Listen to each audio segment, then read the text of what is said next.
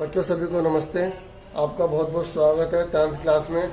आज हम मैथ्स का चैप्टर नंबर फर्स्ट करने जा रहे हैं, रियल नंबर, वास्तविक संख्या। और जान लेते हैं वास्तविक संख्या में क्या क्या होता है। बच्चों रियल नंबर के दो पार्ट होते हैं, रेशनल और इरेशनल। रेशनल मतलब परिमेय संख्या, इरेशनल मतलब अपरिमेय संख्या। इसके अंदर आता है नेचुरल नंबर, इंटीजर, ठीक है। पहले होल नंबर लिख लेते हैं, फिर इंटीजर, ठीक है। इरेशनल नंबर जो होते हैं वो होते हैं जो p/q की फॉर्म में नहीं होते। अगर ये बटे में लिखे हुए हैं, ठीक है, तो दोनों में से कोई एक इंटीजर नहीं होगा, ठीक है। मेरी बात समझो कैसे। जैसे √3 है ना, वो इरेशनल कहलाएगा। पाई जो है वो इरेशनल कहलाएगा, जिस पर बार नहीं लग सकता। देखो 466 ये सेम नहीं आ रहा ना। देखो जो रेशनल नंबर होते हैं उन्हें हम p/q की फॉर्म में लिख सकते हैं, लेकिन दोनों इंटीजर होने चाहिए। क्या होने चाहिए? इंटीजर। अब जिस पर बार लग सकता है, जिस पर बार लग सकता है, बार मतलब होता है ये। अगर ये हटा दोगे तो ये चीज़ चलती रहेगी, ठीक है। इसको हम ऐसे भी लिख सकते हैं, क्योंकि 4 ही सेम ही है, तो ये बार लगा हुआ है तो 4 चलता रहेगा। जिस पर बार नहीं लग सकता उसे इरेशनल कहते हैं, ठीक है, जो p/q की फॉर्म में नहीं होता। अगर p/q की फॉर्म में है तो वो दोनों में से एक इंटीजर नहीं होना चाहिए। ये देखो यहाँ ये इंटीजर नहीं है, ये इंटीजर है। अब पता आपको इंटीजर किसे कहते हैं? इंटीजर वो कंप्लीट नंबर होते हैं जो प्लस में भी होते हैं और माइनस में भी होते हैं, ठीक है। नेचुरल नंबर वो होते हैं जो 1 से स्टार्ट होते हैं। कहाँ से स्टार्ट होते हैं? 1 से। होल नंबर कहाँ से स्टार्ट होते हैं? 0 से, ठीक है। और इंटीजर कहाँ से होते हैं? 0 से आगे और 0 से पीछे, दोनों बढ़ते चले जाते हैं, ठीक है। इसके बारे में आपको पहले से छोटी क्लास में पता होगा, फिर ही मैंने एक बार रिवाइज करवा दिया। तो रियल नंबर ये सारे के सारे नंबर होंगे। इसमें इरेशनल भी आते हैं और रेशनल भी आते हैं, ठीक है।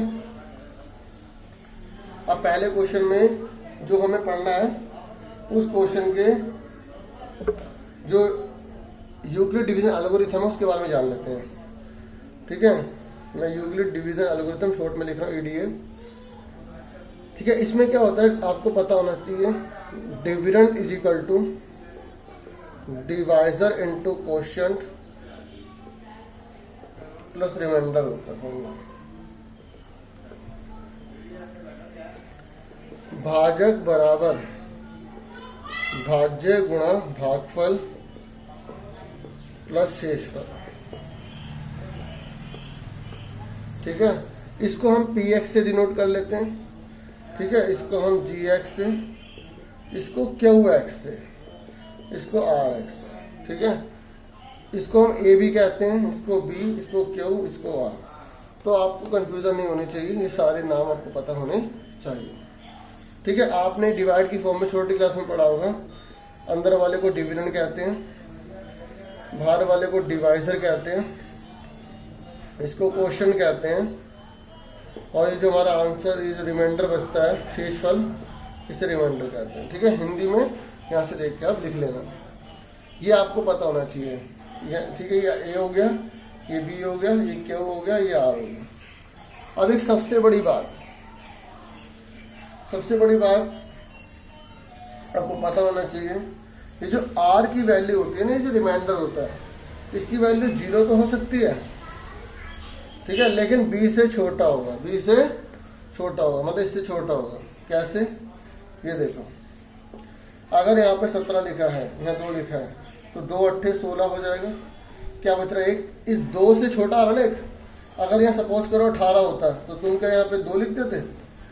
नहीं ना। तो यहाँ क्या कर देते? 2 नहीं 18 कर देते ना, तो यहाँ 0 बचा। यानी कि यहाँ जो भी रकम होगी, ठीक है, इससे छोटी ही होगी या 0 तक होगी, ठीक है। जैसे एक एग्जांपल और ले लेता हूँ। ये हमने 41 ले लिया, 7 ले लिया। अब क्या 7 6 42 कर दोगे? नहीं ना। 7 5 से 35 करोगे ना, तो 6 बचेगा। अब देखो 6 बच रहा है। अगर यहाँ 42 होता तो क्या आप यहाँ पे 35 ही रहने देते? नहीं ना। आप क्या कर देते? 7 6 42 कर देते। मैं जो समझाना चाहता हूँ समझ में आ गया। मैं ये बताना चाहता हूँ कि जो रिमाइंडर होता है 0 से लेकर जो बी दिया होता है उससे एक छोटा ही होगा। ये हमेशा याद रखना, ये बहुत इंपॉर्टेंट चीज़ है, ठीक है। अभी एक्स्ट्रा क्वेश्चन में ये आती है, ये सारा नोट कर लेना, ठीक है। अब जैसे एग्जाम में क्वेश्चन आ गया A is equal to 7Q plus R, तो आपसे पूछेगा आर की वैल्यू क्या क्या हो सकती है, तो आप बोलोगे आर की वैल्यू 0, 1, 2, 3, 4, 5, 6 हो सकती है, इनमें से कोई हो सकती है। और लगा देना, और या हिंदी में या लगा देना, ठीक है। इनमें से कोई एक वैल्यू हो सकती है, ये हमेशा याद रखना, ये चीज़ बहुत इम्पोर्टेंट है, ठीक है।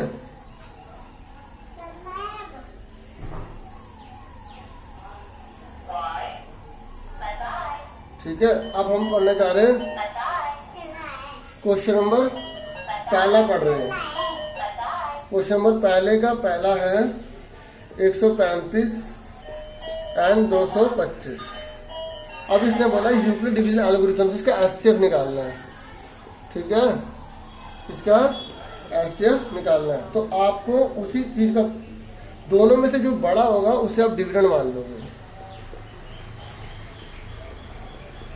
और जो छोटा होगा उसे डिवाइजर मान लोगे, ठीक है।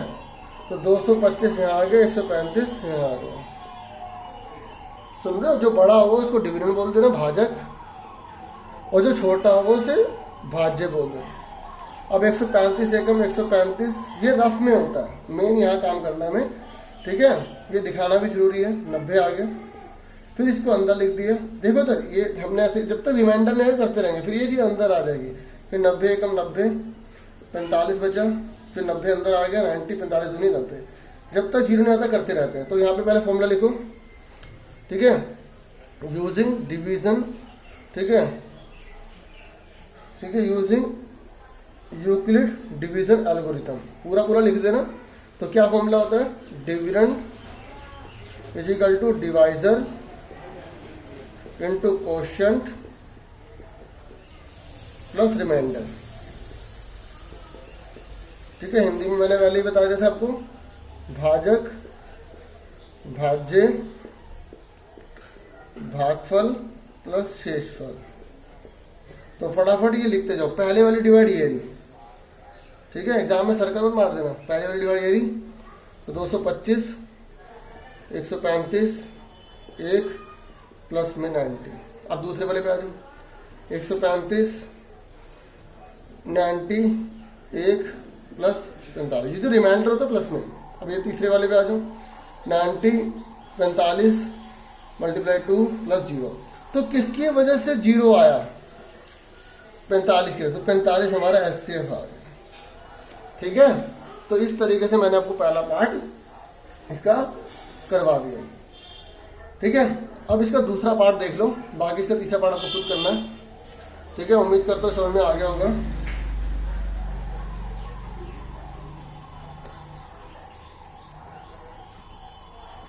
क्वेश्चन नंबर पहले का दूसरा पार्ट, 196 एंड 38220। इसमें बच्चे क्या गलती करते हैं, अब जैसे इसको डिवाइड करना, सबसे पहले आपको डिवाइड काम होता है। जब तक रिमाइंडर नहीं आएगा तब तक आप आगे वाली डिवाइड पे नहीं बढ़ सकते हो। 196 1 जा 196, 12 में 6 गए 6 बचे, 17 में से 9 गए, ठीक है, 17 में से 9 के कितने बचे 8, 2 में से 1 गया 1, 2 आ गया, ठीक है, ठीक है। अब ये 2 आ गया। अब इसको बच्चे सोच, अब पता क्या करते हैं बच्चे, ऐसे करने लग जाते हैं, तो सारा गलत हो जाएगा, सारा गलत हो जाएगा, क्योंकि अभी रिमाइंडर आया नहीं, जैसे डिवाइड करते वैसे ही, ठीक है। अब इसको 196 से करके देखो आगे हो रहा है, तो 9 से कर लेते हैं सीधा,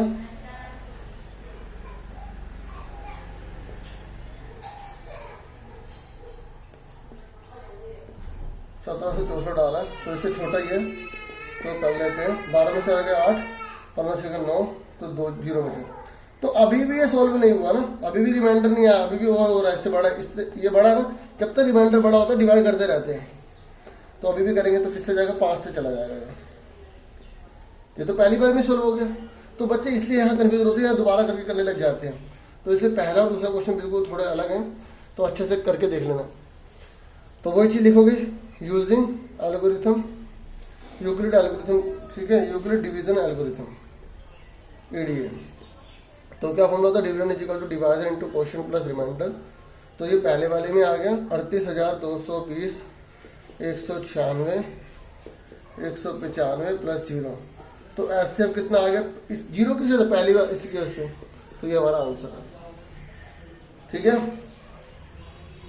उम्मीद करता हूँ आपको समझ में आ गया होगा। अब आ जाओ दूसरे क्वेश्चन में। देखो बार प्रैक्टिस करोगे तभी आएगा, कई बार पहली बार में नहीं आता क्योंकि आपकी बिल्कुल नई क्लास है, नई नई चीज़ें, नए नए कंसेप्ट हैं।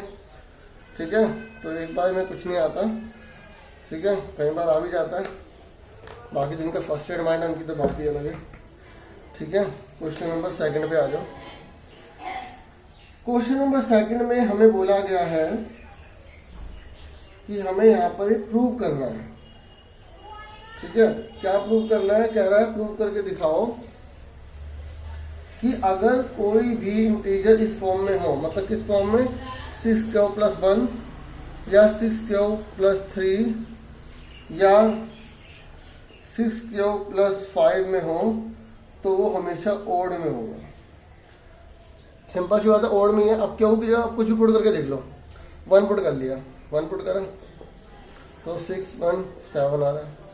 ठीक है, 7 आ रहा है ना, यहाँ पुट करके देख लो 1 6 1 6, क्योंकि जब इसमें ओड नंबर ऐड होगा तो कुछ भी हो जाए वो ओड ही बन जाएगा, क्योंकि यहाँ पर इवन नंबर दे रखा है और इवन नंबर में किसी की मल्टीप्लाई करो वो इवन ही रहता है ना। इवन नंबर में किसी की मल्टीप्लाई करो, सम संख्या में किसी की मल्टीप्लाई करो तो वो क्या रहता है, इवन ही रहता है, सम ही रहता है। लेकिन हमें प्रूव करके दिखाना पड़ेगा, तो हमें इसमें स्टेटमेंट लिखनी है।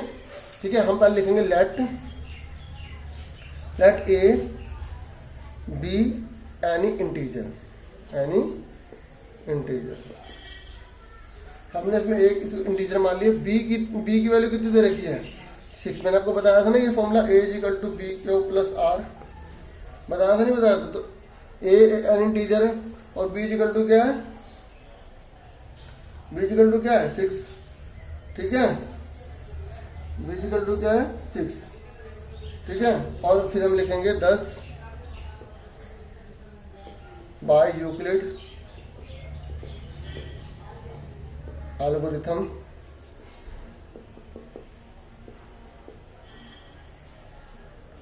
तो क्या यूक्लिड एल्गोरिथम क्या है, A = क्या है, B कितना दे रखा है 6, क्या वो R की जगह R लिख लिया क्योंकि हमें ये प्रूव करना है। ठीक है, ये लिख दो टू प्रूव R और इंटीजर। ठीक है, तो हमने A = में क्या दे रखा है 6q + R दे रखा है। ठीक है ना, और किसके लिए दे रखा है, किसके लिए है, जिसमें क्या की वैल्यू 0 से बड़ी है, 0 के बराबर हो।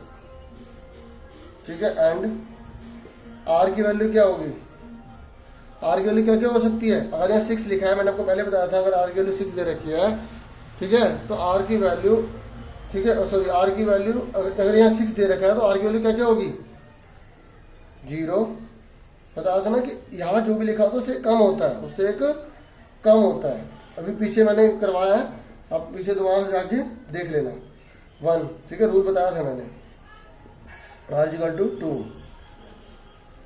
और R = क्या होगा 3 और R = क्या होगा 4 और R = क्या होगा 5। ठीक है, तो 5 तक वैल्यू होगी। क्यों होगी बताओ, क्यों होगी, क्योंकि R की जो वैल्यू है वो 0 से लेकर 6 के बीच में होगी, 0 होगी इंक्लूड, 6 नहीं होगी।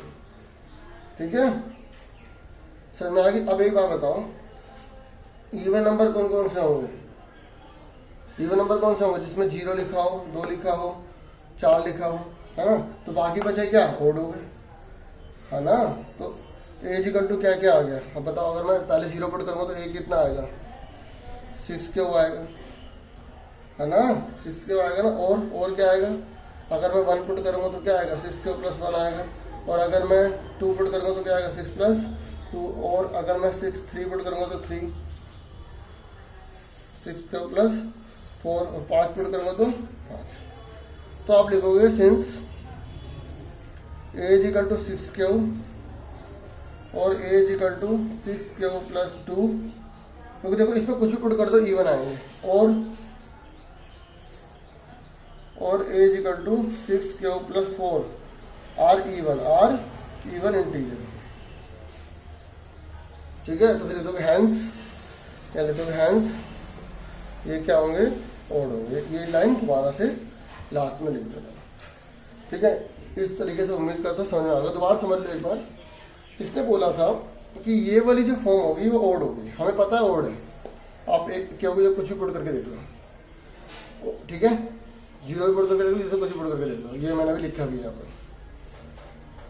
ठीक है, हो गया ना। हमें प्रूव करना है कि ओड होगा, क्यों होगा, तो हम पहले लिख देंगे सारे के सारे कि क्या क्या पॉसिबल होंगे। अगर ए कोई इंटीजर है, बी की वैल्यू कितनी दे रखी है 6 दे रखी है, यूक्लिड एल्गोरिथम क्या कहती है, ये फॉर्मूला कहती है। और इस फॉर्मूले में आर की वैल्यू क्या होगी, 0 1 2 3 4 5 होगी। क्यों होगी, क्योंकि आर की वैल्यू 6 से छोटी और 0 तक होगी, 0 से लेकर तक आगे तक जितने भी है 0 1 2 3 5। अगर ये फॉर्म होगी तो ए क्या क्या हो गया, ये 1 2 3 4 5 6 हो गए। अब इनमें से ये और ये इवन है, क्योंकि हमें ये बोला ना प्रूव करने के लिए ओड वाले, इवन वाले थोड़ी बोले, इसका मतलब इवन वाले गिवन है। तो हमें ये अगर इवन है तो बाकी बच्चे क्या हुए ओड, तो ये हैंस प्रूफ। ये लाइन दोबारा से लिख लें। उम्मीद करता समझ में आ गया होगा। ठीक है,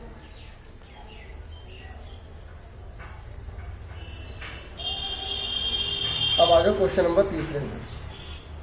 ठीक है, क्वेश्चन नंबर जो तीसरा है उसमें बोला है कि एक आर्मी है, उसमें 616 मेंबर है। ठीक है, और 616 मेंबर है, और उसमें आर्मी का जो बैंड है उसमें 32 मेंबर जो है वो एक परेड में खड़े होते हैं। सुनो, एक आर्मी में टोटल मिला के जो कंटिजेंट है ना वो 616 मेंबर है मार्च, और बैंड आर्मी का जो बैंड बनाना है उसमें 32 मेंबर का बनाना है। तो ये कह रहा था 2 group are to march in the same number of column, हमें सेम नंबर ऑफ कॉलम बनाने हैं। तो मैक्सिमम नंबर पूछ रहा है, क्या पूछ रहा है, मैक्सिमम। जब भी मैक्सिमम पूछता है तो हमें एचसीएफ ही निकालना है कि कितने, मतलब आर्मी को किस तरीके से खड़ी करें कि रो और कॉलम में बराबर आ जाए मैक्सिमम में, कितने तरीके से ऐसा पॉसिबल हो सकता है। ठीक है, तो हम क्या करेंगे, इसमें एचसीएफ निकालेंगे। क्या निकालेंगे, एचसीएफ। ठीक है,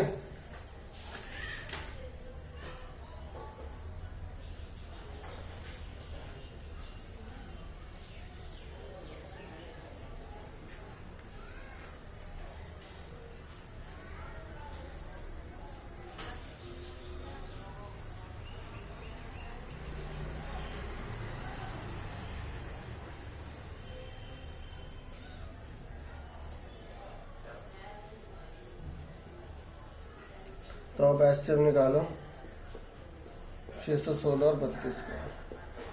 तो अब यूक्लिड एल्गोरिथम से इसे सॉल्व कर लेना। कर लोगे, कैसे करोगे, 616 32।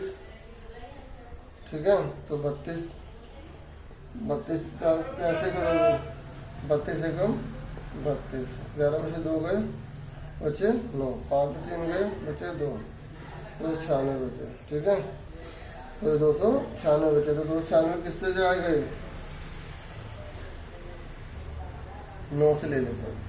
9 दूनी 18, 9 तो 27 और 28, तो 8 बचे। कितने बचे, 8। अब ये छोटा हो गया ना, तो अगली डिवाइड चालू कर देंगे।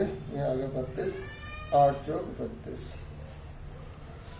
तो यूक्लिड आपको पता ना कैसे लिखना था, यूक्लिड डिवीजन एल्गोरिथम से।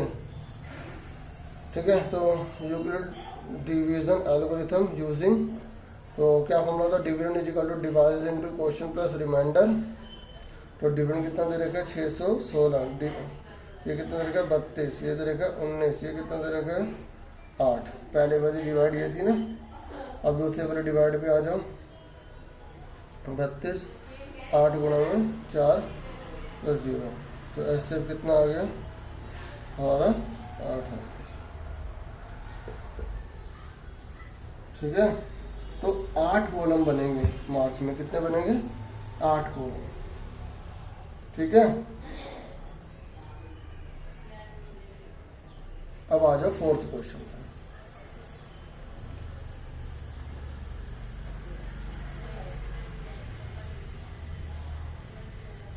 फोर्थ क्वेश्चन में भी यही वैसे ही बोला है सेकंड क्वेश्चन की तरह, कह रहा है कि यूज करो यूक्लिड डिवीजन लेमा को, ठीक है, शो करके दिखाओ। अभी स्क्वायर बोल दिया, क्या बोल दिया, स्क्वायर बोल दिया, ठीक है, जो इस फॉर्म में आएगा 3m और 3m+1 में आना चाहिए, ठीक है। इसने हिंट भी बुक में क्वेश्चन में दे रखा है, आप उसका भी यूज कर सकते हो। तो सबसे पहले आपको क्या प्रूव करना है, यहाँ पे 3m और 3m+1 की फॉर्म में होना चाहिए। तो आपको सबसे पहले तो एक इंटीजर मानना पड़ेगा ना, ठीक है। तो आप आंसर में question number 4 answer sorry, let x be any positive integer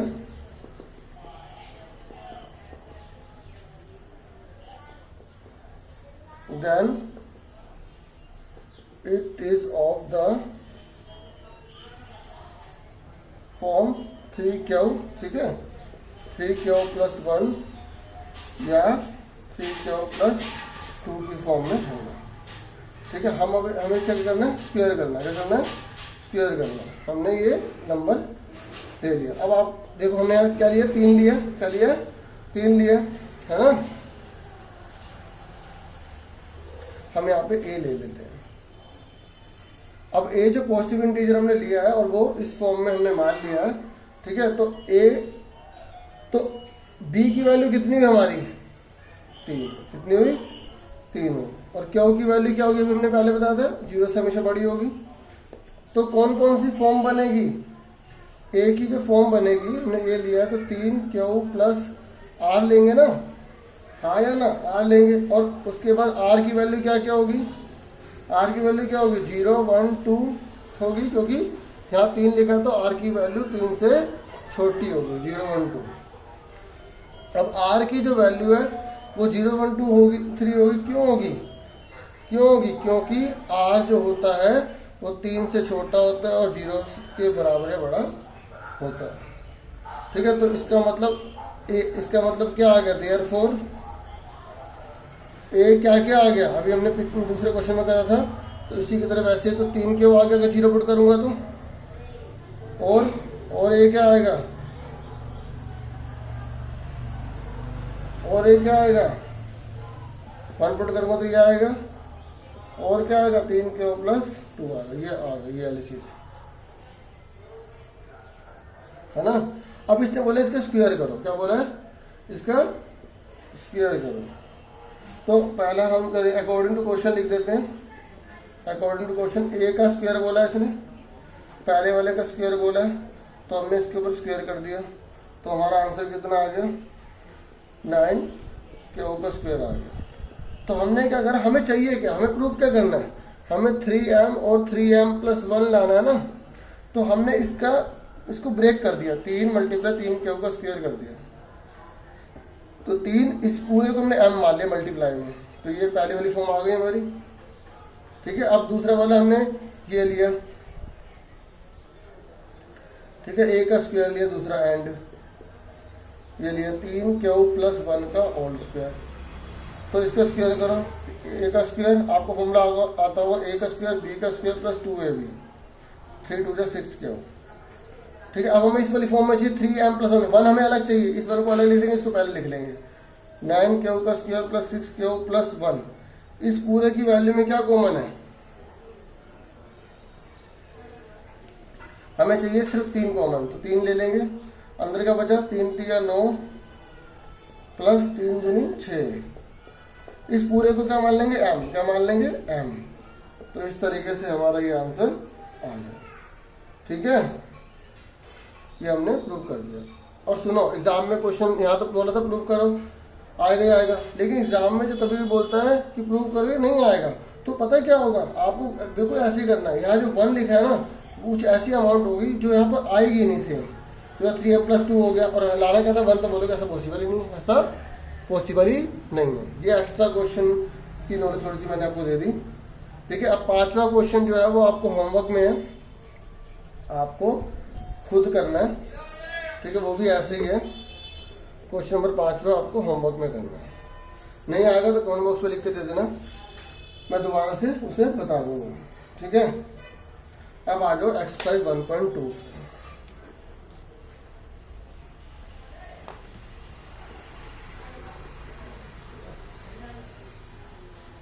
exercise 1.2 का क्वेश्चन नंबर पहला है, उसने बोला है कि इनके प्राइम फैक्टर निकालो। 140 दे रखे हैं, तो आपको क्या करना है, इसके प्राइम फैक्टर निकालना आपको आता होगा। 2 7 14, 2 3 6, 2 5 10, 5 7 35, 7 1 7। तो 2 कितनी बार है, 2 बार, 5 1 बार है, 7 कितनी बार, 1 बार। ये आपका आंसर आएगा। कभी कभी एग्जाम में क्या करेगा, क्वेश्चन ये इसका ऐसा दे देता है, अभी 140 लिखा है, उसने ऐसे दे देगा 70, एक ब्लैंक कर देगा, ठीक है। यहाँ दे देगा 5, ये ब्लैंक कर देगा, ठीक है। तो बाकी ये ब्लैंक कर देगा। अब आपको अपने दिमाग से भरना है कि क्या आएगा। अब देखो 70, यहाँ 5 लिखा है, तो किससे मल्टीप्लाई करें कि 70 आ जाए। 5 को किससे मल्टीप्लाई करें कि 70 आ जाए। 14 14 पंजे 70 होता है, आया ना। अब 14 को क्या करें, इससे फैक्टर करें। 14 का क्या होगा, 7 दूनी 14, तो 7 दूनी 14, 14 पंजे 70, 70 को किससे गुणा करके 2 आ जाए, 70 दूनी 140। तो ये चीज़ें भरने को ऐसा आ गई, आप अपने बना के क्वेश्चन करना, ठीक है। तो नहीं तो बाकी मैं क्वेश्चन प्रैक्टिस के बाद में दूंगा। तो उम्मीद करता हूँ ये चीज़ समझ में आ गई होगी। ये एक्स्ट्रा चीज़ थी, तो थोड़ा एक्स्ट्रा जो चीज़ है जो एग्जाम में आती है वो भी साथ से बताता जाऊँगा, ठीक है। अब पहले क्वेश्चन के पहले पार्ट तुम सारे कर लोगे, क्योंकि आपको प्राइम फैक्टर करना है, ये आप छोटी क्लास में पढ़ते हुए आए हो। अब हम सेकंड क्वेश्चन में बढ़ जाते हैं।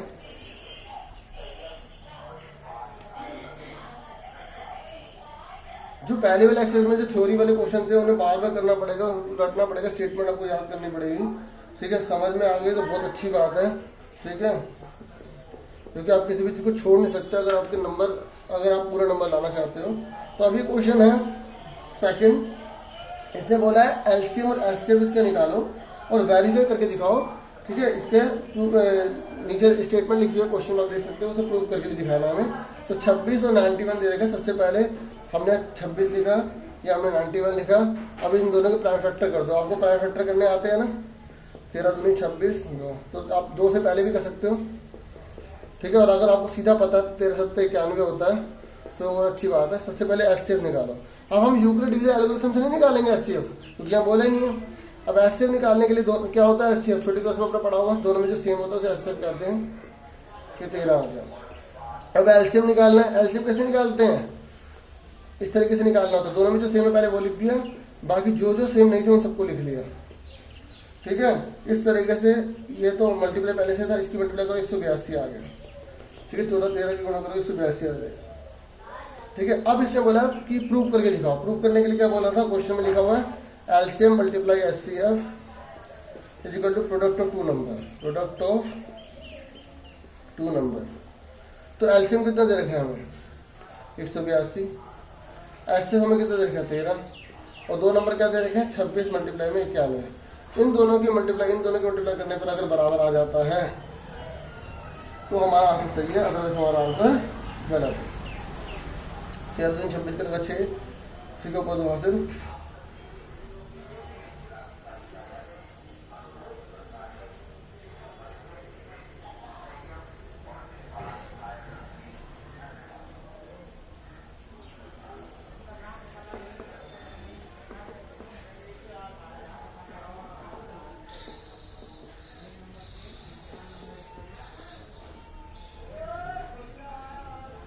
तो दोनों बराबर आ रहे हैं, दोनों बराबर आ रहे हैं, इसका मतलब हमने सही करा, ठीक है। हमारे आंसर की खुद ही जांच हो जाएगी इसमें। अब हम बढ़ जाते हैं थर्ड क्वेश्चन की तरफ। इसके बाकी के पार्ट आपको खुद करने हैं।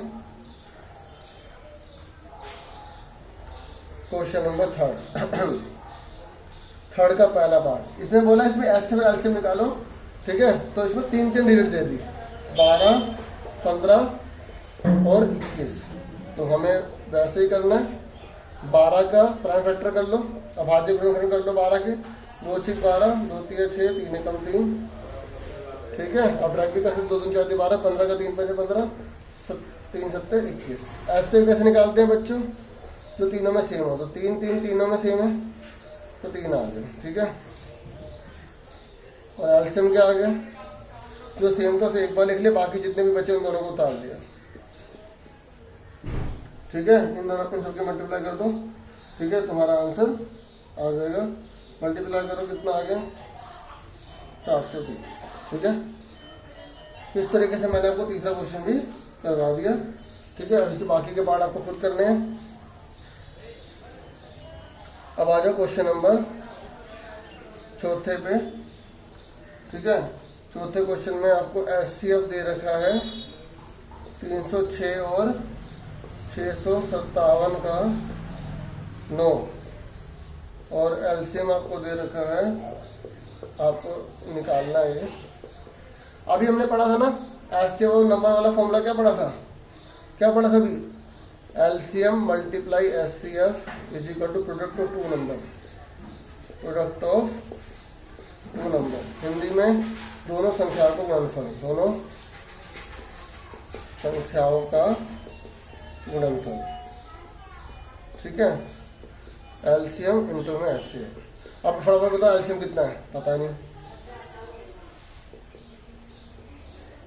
HCF कितना है? 9। दो नंबर कौन कौन से? 306 और 657। देखो दोनों में सेम नंबर है। अब फटाफट क्या करोगे आप? ये गुणा वाला भाग हो जाएगा, गुणा वाला भाग। 6 पंजे 9 3 27। ठीक है, कितने बचे? 3 9 4 36। ठीक है, और दोनों की गुणा कर दो।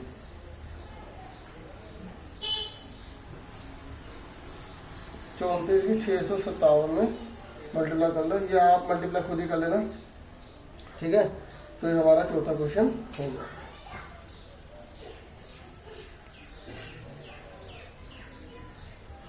ठीक है, क्वेश्चन नंबर है 5वां। क्वेश्चन नंबर 5 में बोला कि चेक करके दिखाओ कि अगर 60n है तो वो क्या एंड 0 से हो सकता है। मतलब 60n लिखी है ना, तो अगर 60 लिखूंगा तो क्या आएगा? 6। अगर n का मतलब नेचुरल नंबर है।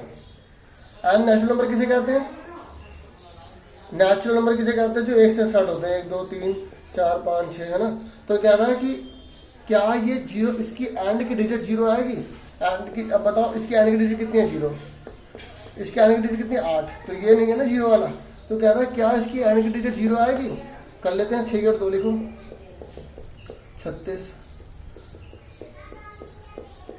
216।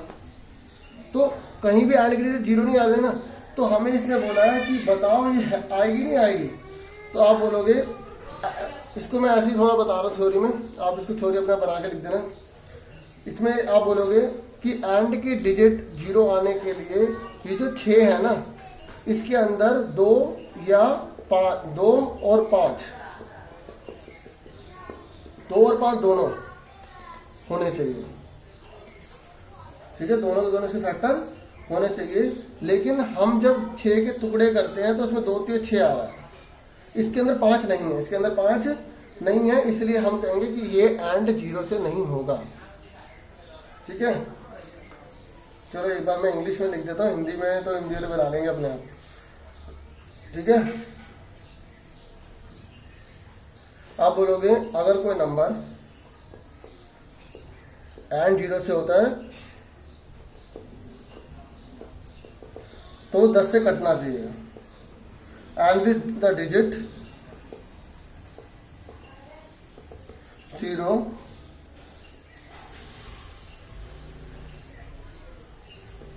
it should be divisible by 10। ठीक है, 10 से कटना चाहिए। या हम ये भी बोल सकते हैं it should be divisible by 2 and 5, है ना। 2 और 5 दोनों से कटना चाहिए। It will also be divisible by 2 and 5। 2 और 5 दोनों से कटना चाहिए। ठीक है, सिंस 2 × 5 = क्या आएगा? 10 आएगा। लेकिन जब हम प्राइम फैक्टर करते हैं, prime factor of 10 of 6 is 2 × 3। Here 5 is not available। यहाँ 5 अवेलेबल नहीं है। ठीक है, सो we conclude that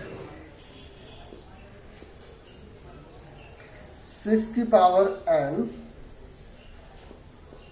will, can not ही लिख देते जो क्वेश्चन में देखा है, can not and with the digit 0 for any natural number n। ठीक है, इस तरीके से मैंने आपको ये स्टेटमेंट लिख के दे दी है। ठीक है, स्टेटमेंट रट लेना, याद कर लेना, समझ में आ गया तो और अच्छी बात है। अब हम छठे क्वेश्चन की तरफ बढ़ जाते हैं। क्वेश्चन नंबर छठा है हमारा, उसमें बोला है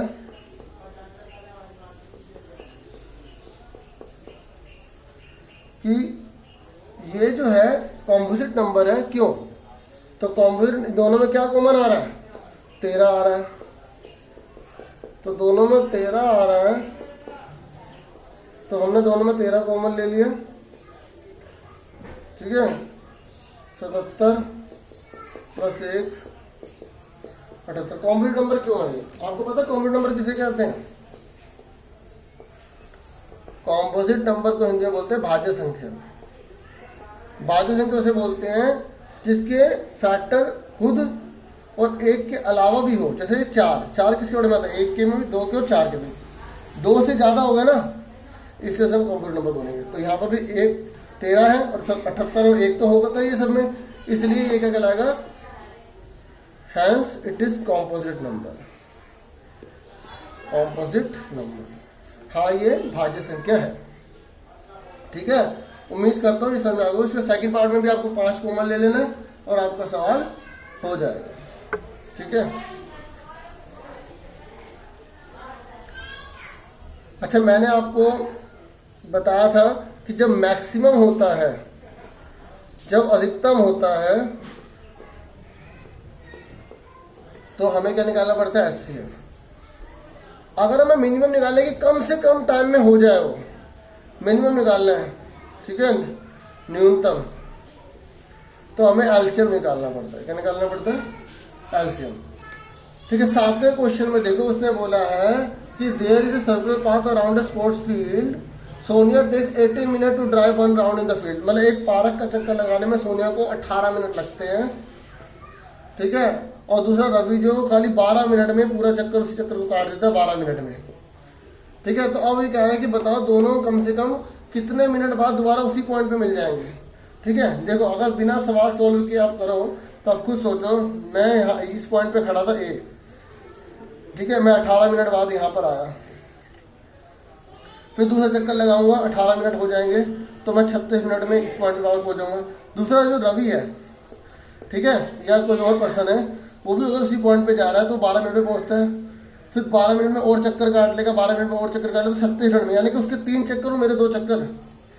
ठीक है, या यूँ कह लो जो क्वेश्चन में दे रखा है, ठीक है, जो सोनिया है, ठीक है, उसके 2 चक्कर और रवि के जो है 3 चक्कर, ठीक है, बराबर हो जाएंगे, यानी कि 36 मिनट मिलेंगे। लेकिन हम एग्जाम में ऐसा इतना ज़्यादा लॉजिकल तो नहीं सोच सकते ना, हमें सिर्फ क्वेश्चन करना, तो मिनिमम बोला है, तो मिनिमम आप क्या करोगे? हाँ लिखोगे 18 मिनट, 18, दूसरे कितने का? तो 12।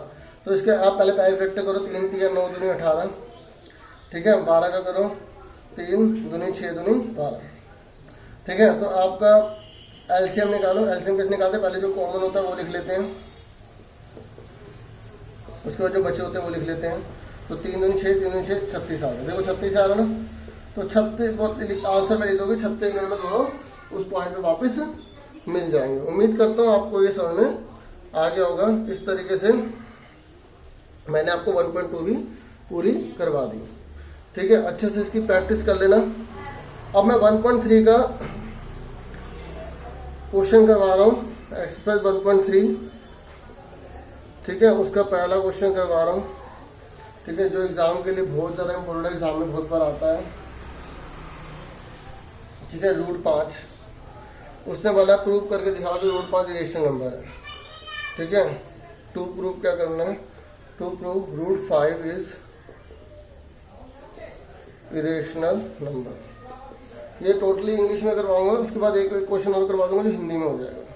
ठीक है, तो बस आपको अमाउंट चेंज करनी है, बाकी पैटर्न सेम रहेगा। तो आपको प्रूव करना है कि रूट जो 5 है वो इरेशनल नंबर है। ठीक है, तो आप सबसे पहले क्या करोगे, लेट मान लोगे।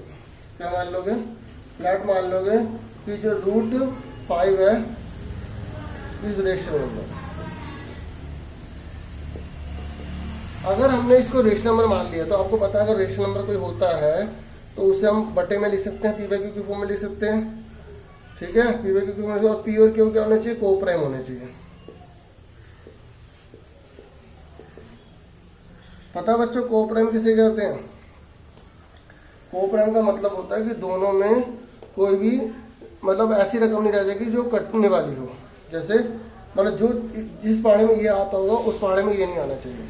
जैसे 3/4 है, ये दोनों को प्राइम नंबर कहलाएंगे क्योंकि तीन के पहाड़े में 4 नहीं आता, 4 के पहाड़े में 3 नहीं आता। अब बताओ ये कहलाएगा को प्राइम? 12 भी लिख सकते हो, देखो 12 एकम 12, 5 होते कट रहा है ना। ठीक है, इसलिए ये दोनों को प्राइम नहीं थे। 30 और 40 देख लो, ये 10 से कटा 10 या 30, 10 चौक 40। अब ये 3/4 बन गया तो ये को प्राइम हो गया। 30 और 40 को प्राइम नहीं थे, जब तक वो कटते रहते हैं तब तक वो को प्राइम नहीं। तो मैंने लिख दिया कि इन दोनों में कॉमन कुछ भी नहीं आएगा। अगर इसके अंदर 5 आ रहा है तो इसके अंदर 5 नहीं आएगा, इसके अंदर 5 आ रहा है तो इसके अंदर 5 नहीं आएगा। तो मैंने इसको को प्राइम लिख लिया क्योंकि रेशनल नंबर तो मान लिया, और रेशनल नंबर तो मैंने लिख दिया कि को प्राइम है। ठीक है, अब इस क्यू को उधर ले गए, क्यू को हम उधर ले गए, यहाँ आ गया पी। उसके बाद हम इसे स्क्वेयरिंग बोथ साइड कर देंगे, स्क्वेयरिंग बोथ साइड।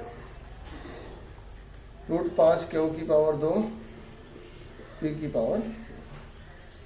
ठीक है, ये अब मिटाना पड़ेगा। तो ये कितना आ गया, 5 क्यू का square is equal to p का स्क्वायर आ गया। ठीक है, अब देखो 5 अगर इधर जाएगा तो पी को काटेगा। ठीक है, तो आप ये लिखोगे P square is divisible by 5। P एक ऐसी अमाउंट है जिस 5 उसको काट देगा। ठीक है, अगर पी स्क्वायर को काट रहा है 5 तो पी अकेले को भी काटेगा। P is also divisible by 5। कुछ सोचो, पी स्क्वायर मान लेते 25 है अगर। ठीक है, तो 5 बने 25, अब 25 क्या है, स्क्वायर है। तो अगर वो 25 को काट सकता है तो खाली अगर स्क्वायर हटा दो 5 को भी तो काटेगा ना। तो हमने लिखा पी स्क्वायर डिविजिबल बाय 5, तो P is also divisible by 5। ठीक है, तो ये हमारा आ गया। इसे हमने फर्स्ट मान लिया, इसके अंदर फर्स्ट मान लिया, इसको हमने सेकंड मान लिया। अब हमारा पी का रोल खत्म हो गया, यहाँ पी अकेला था, पी का रोल खत्म हो गया। अब इस पी की जगह हम कुछ और पुट कर लेंगे, लेट। ठीक है, पी इज इक्वल टू 5 है। यहाँ जो दिया होगा वही वाली रकम पुट करनी है। ये लेट ना लिख के पुटिंग लिख दो, पुटिंग 5 इक्वल टू 5 है। जो भी यहाँ दिया होगा डिविजिबल वही रकम लिखनी है। अब पुटिंग 5 इन फर्स्ट इक्वेशन, तो 5 क्यू स्क्वायर का क्यू स्क्वायर, 5 ये क्या आ गया, पी की जगह आ गया, ये आ गया, ये क्या 25 एम का स्क्वायर। इसे काटो, 5 एम का स्क्वायर। देखो यहाँ पहले पी अकेला था ना, अब हमने क्यू अकेला कर दिया ताकि ये स्टेटमेंट हमारे पास आ सके। ठीक है, तो हमने लिखा Q square is divisible by 5। अगर क्यू स्क्वायर डिविजिबल बाय 5 है तो Q is also divisible by 5। अब खुद बताओ, जो क्यू स्क्वायर डिविजिबल बाय 5 है और तो क्यू भी होगा। अब एक बात बताओ, अभी हमने शुरू में जब रेशनल नंबर माना था तो हमने लिखा था कि पी और क्यू क्या है, को प्राइम। को प्राइम का मतलब क्या, तो दोनों में कोई रकम सेम नहीं आएगी। लेकिन दोनों के अंदर यहाँ पर भी 5 आ रहा है और यहाँ पर भी 5 आ रहा है। तो इसका मतलब हमारी जो कल्पना थी वो गलत होगी ना, हमारी कल्पना गलत होगी ना। तो यहाँ पर हमें लिखेंगे थर्ड। ठीक है, तो हम क्या लिखेंगे, from second and third 5 is the common factor of P and Q.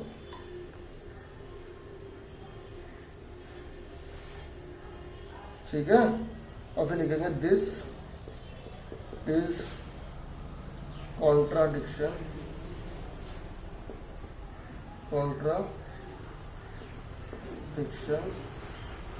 Because P and QR हमने क्या माने थे दोनों, कोप्राइम और कोप्राइम, ठीक है। So our assumption is wrong, ठीक है। So we conclude that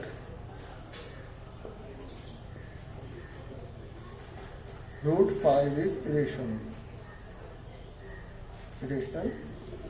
sir अभी हमने कहा था कोप्राइम, मेन क्या है कोप्राइम माना, उसमें कुछ भी कॉमन फैक्टर नहीं आना चाहिए, लेकिन फिर भी यहाँ कॉमन आ गया, इसलिए हमें डिसीजन पे पहुंचे हैं कि वो इरेशनल नंबर है। इसलिए दोबारा पढ़ देता हूँ, from second and third 5 is common factor of P and Q, this is a contradiction because P and Q are coprime, so our assumption is wrong, so we conclude that root 5 is irrational number. ठीक है, उम्मीद करता हूँ आपको question समझ में अच्छे से आ गया होगा, बहुत इंपॉर्टेंट क्वेश्चन था। ठीक है, अब मैं एक हिंदी में करवा देता हूँ, ठीक है, ताकि हिंदी वालों को भी अच्छे से समझ में आ जाए। ठीक है, क्वेश्चन कोई और ले लेते हैं, रूट 3 ले लेते हैं। ठीक है, हमें सिद्ध करना है रूट 3 एक अपरिमेय संख्या है।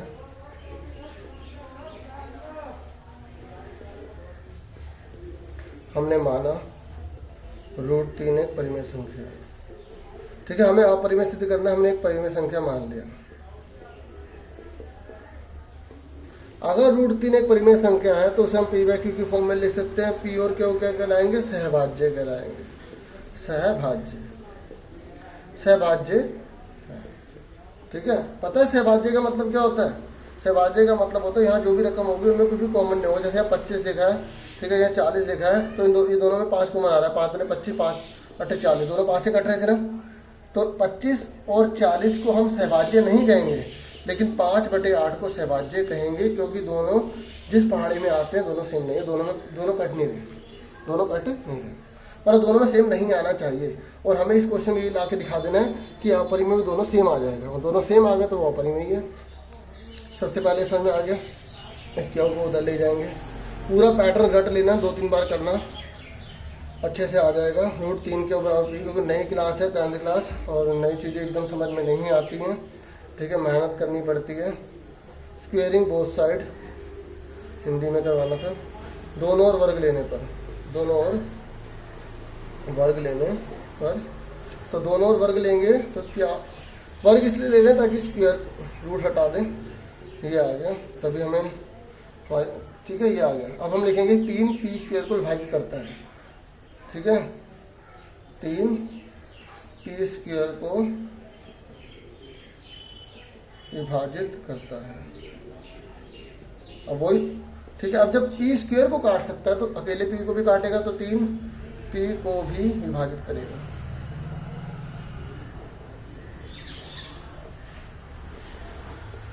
ठीक है, ये हमने मान लिया फर्स्ट, ये हमारा आ गया सेकंड। हमने यहाँ पहले P को करा, अब हमें P को हटा के Q को अकेला करना है, तो इस P की जगह वैल्यू पुट कर लेंगे, पुटिंग मतलब P बराबर, यहाँ क्या लिखा 3, तो 3m रखने पर, ठीक है, तो रखो 3 Q का स्क्वायर इक्वल टू P की जगह आ गया 3m, ये कितना होगा 3 3 9, m का स्क्वायर, ये 3 को उधर ले जाओ, 3 को उधर ले जाओगे तो कट जाएगा, 3m का स्क्वायर आ गया। देखो यहाँ पहले P अकेला था, अब यहाँ Q अकेला कर दिया, तो सेम स्टेटमेंट लिखेंगे, क्या लिखेंगे, 3 Q स्क्वायर को विभाजित करता है,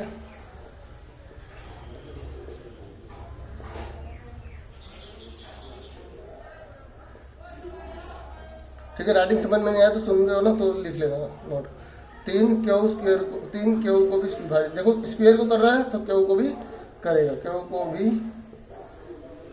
विभाजित करेगा, ठीक है। 3 Q स्क्वायर को विभाजित करता है तो 3 Q को विभाजित करेगा, ठीक है। तो अब ये क्या आ गई, थर्ड इक्वेशन आ गई, ठीक है। अभी हमने क्या लिखा था, सहभाज्य है कि दोनों में कोई भी कॉमन फैक्टर नहीं आएगा, उपनिट गुणनखंड नहीं आएगा, लेकिन यहाँ पर दोनों में 3 आ रहा है। ठीक है, दोनों में 3 आ रहा है ना। तो लिखेंगे समीकरण 2 और 3 से, ठीक है, 3 P तथा Q का उभयनिष्ठ गुणनखंड है। ठीक है, 3 P तथा Q का उभयनिष्ठ गुणनखंड है। ठीक है,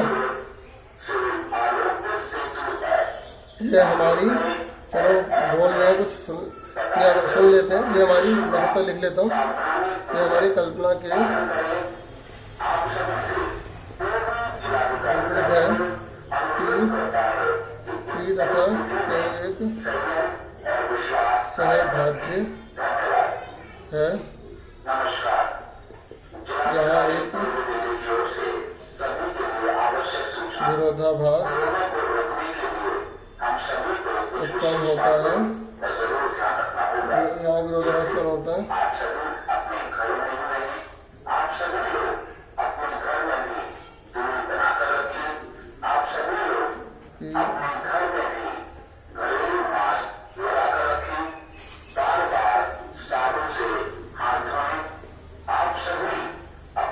ठीक है बच्चों, इस बात को सुन रहे हो ना, इसको फॉलो जरूर करना।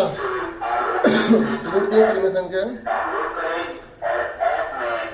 अतः इस